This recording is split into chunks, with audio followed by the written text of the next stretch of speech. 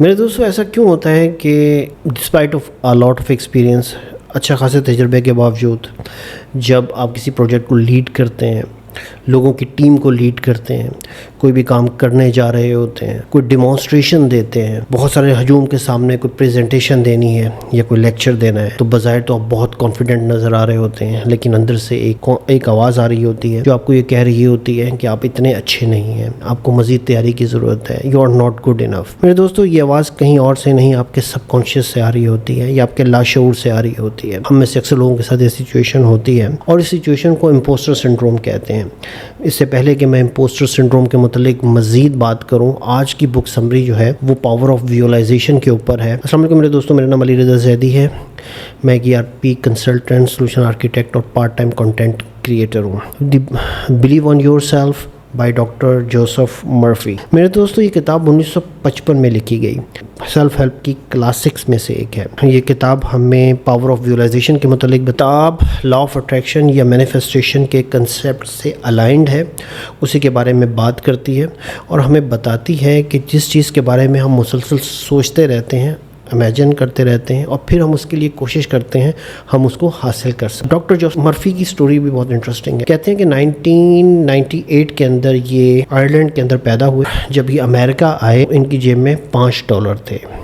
مختلف odd jobs کیں، اس odd jobs کے بعد انہوں نے فارمیسی کے اندر داخلہ لے لیا اور فارمسٹ بن گئے، میڈیکل کے صوبے سے اٹیچ ہو۔ جب سیکنڈ ورلڈ وار ہوئی تو ان کا اٹیچمنٹ ایک میڈیکل یونٹ کے ساتھ، اس کے بعد انہوں نے مختلف مذاہب کو اسٹڈی کرنا شروع کیا، سائیکالوجی کو اسٹڈی کیا۔ ان کے نزدیک کوئی بھی مذہب آپ کو ایک پاورفل ویژوائزیشن دیتا ہے اور اس ویژوائزیشن کو استعمال کرتے ہوئے آپ اپنی زندگی کو بہتر کر سکتے ہیں۔ پلنٹ ویژوائزیشن کا لفظ یوز کرتے ہیں۔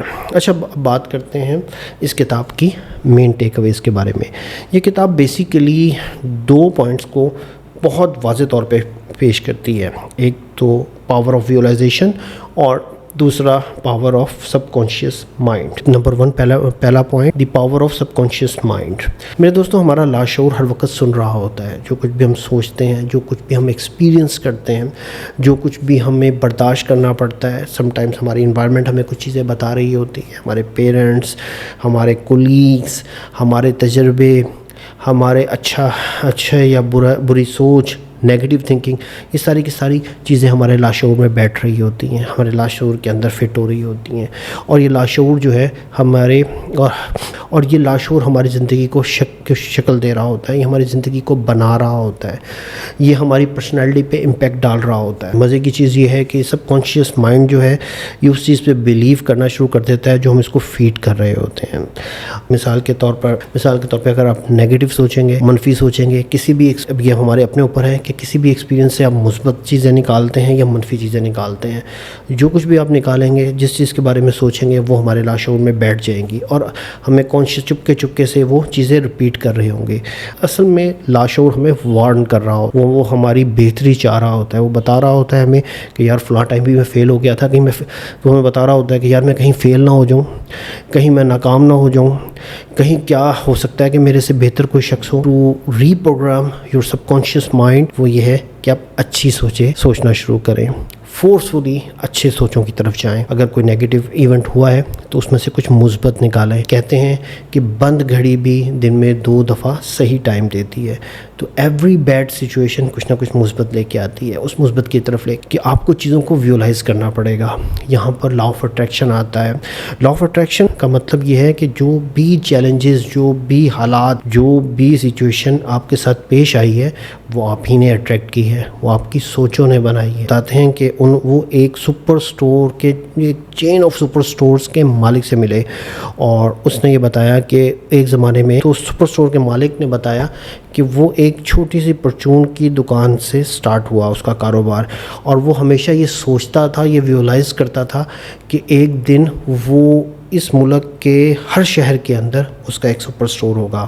ویژوائزیشن کی اور پھر ان گولز، ان ڈریمز کو حاصل کرنے کے لیے ایفرٹس کی۔ میرے دوستوں اسی طرح نیپولین ہل بھی یہی کہتا ہے کہ کوئی انسان کا ذہن جو کچھ سوچ سکتا ہے، یا جس کو سمجھ سکتا ہے وہ حاصل بھی کیا جا سکتا ہے. اکارڈنگ ٹو نپولین ہل کوئی بھی چیز 2 دفعہ بنتی ہے, ایک دفعہ انسان کے ذہن میں اور سیکنڈ ٹائم وہ اس کو حاصل کر لیتا ہے. تو میرے دوستو, آتھر یہ کہتے ہیں کہ اپنے سب کانشیس مائنڈ کو ٹرین کرنے کا سیکنڈ میتھڈ ویژوائزیشن ہے. ایکٹ کر رہے ہوتے ہیں کیونکہ وہ ایکچولی اپنی سوچوں میں اپنے آپ کو جتا چکے ہوتے ہیں. کہتے ہیں نمبر 3 افرمیشنز. ہمارے مذہب کے اندر دعائیں ہیں. وہ دعائیں بھی بیسیکلی وہ باتیں ہوتی ہیں جو ہم خدا کے آگے درخواست کر رہے ہوتے ہیں, لیکن ایکچولی اس میں وہ تمام وشز, وہ تمام باتیں ہوتی ہیں جو اپنے آپ کو بتا رہے ہوتے ہیں. یہ بہت امپورٹنٹ ہے کہ جو کچھ ہم اپنے آپ کو بتاتے ہیں وہ ہماری شخصیت پہ بہت زیادہ اثر ڈالتا ہے. میں نے اپنے ایک دوست کو دیکھا جو اکثر میرے جیسا ڈل بندہ, میں نے اس کو واقعی زندگی میں مار کھاتے دیکھا, اس کو کانفیڈنس لوز کرتے دیکھا. لیکن جب اس نے اپنی جب میں نے اس کو سمجھایا اور اس کو بتایا کہ اپنے الفاظ کو تبدیل کرو, یہ الفاظ تمہارے اوپر امپیکٹ ڈال رہے ہیں, تو پہلے تو وہ ہنسا اور پھر اس نے اس چیز پہ عمل کرنا شروع کر دیا. انسٹیڈ کہ وہ اپنے آپ سے یہ کہتا کہ وہ نہیں کر سکتا, اس نے کہنا شروع کر دیا وہ کر سکتا ہے. اور اس چیز نے اس کی پرسنالٹی کے اندر امپیکٹ ڈالا اور اس نے اپنی زندگی کو مکمل طور پر تبدیل کر لیا. ہمارے لیے ویری امپورٹنٹ, ہمارے مذہب کے اندر بھی دعاؤں کا کنسیپٹ ہے. دعا کے اندر ہم وہ مثبت جملے اللہ سے مانگ رہے ہوتے ہیں, اپنے رب سے مانگ رہے ہوتے ہیں, بلکہ دوسری سائڈ پہ یہی الفاظ ہماری پرسنالٹی پہ بھی امپیکٹ ڈال رہے ہوتے ہیں, اس کے اوپر امپیکٹ ڈال رہے ہوتے ہیں. ہم اپنے لاشعور کو بتا رہے ہوتے ہیں کہ میں ایک کانفیڈنٹ شخص ہوں, میں کر سکتا ہوں, میں ذہین آدمی ہوں, میں نے اللہ کے اپنے رب کے کرم سے بڑے بڑے مسائل کو سیٹل ڈاؤن کیا, میں یہ مسائل بھی حل کر لوں گا, میں ایک کانفیڈنٹ ہوں, میں انٹیلیجنٹ ہوں, میں سمجھدار ہوں اور میں نے بڑے بڑے مسائل کو حل کیا ہے. تو آپ کا لاشعور بھی آہستہ آہستہ اس بات پہ مجبور ہو جائے گا, آہستہ آہستہ اس بات پہ ٹرینڈ ہو جائے گا کہ وہ آپ کو غیر ارادی طور پہ یہ بتانا شروع کر دے گا کہ یار you are a very confident person, you are a very smart person, تم نے تو بڑے بڑے مسائل کو ہینڈل کیا ہوا ہے. یہ تھی بک سمری ڈاکٹر جوسف کی کتاب the blue on your self.